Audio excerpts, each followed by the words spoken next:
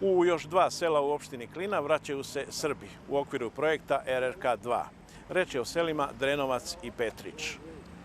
Do sredine juna 1999. godine u 109 srpskih i 11 drugih porodica nealbanaca živjelo je gotovo 500 stanovnika.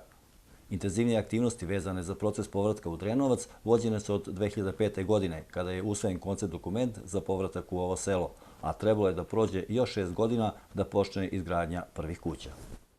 U ovom selu je bio težak povratak, ali zahvaljujući opštine i zajednice, ipak smo nešto uspjeli da uradimo.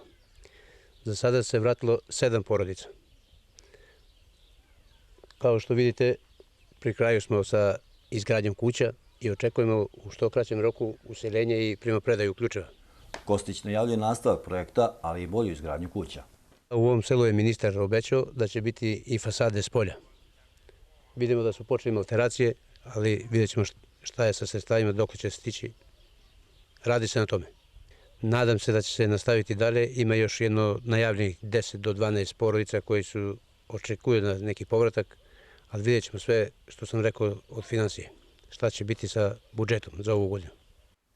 I u susednom Donjem Petriću, gde je pre ratnih događanja živjelo 40 srpskih i crnogorskih porodica, započeo proces povratka. Vratila se porodica Grujić, a povratak željno iščekuje još 5 nosilaca porodičnih domaćinstava. Moja kuća još u toku gradnje, još nisam primio ključeve i tako. Planiram ja da tu budem.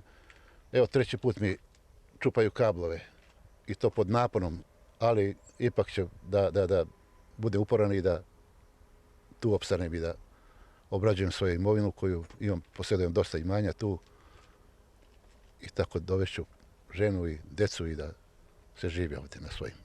Janković nije jedini koji smatra da se ovdje može živjeti od svog grada, jer im to garantuje plodna metohijska zemlja. Potrebno im je samo pomoć u mehanizaciji i otkupu gotovih proizvoda kako bi ovi vredni ljudi ponovo stvorili domaćinstva kakva su nekada imali.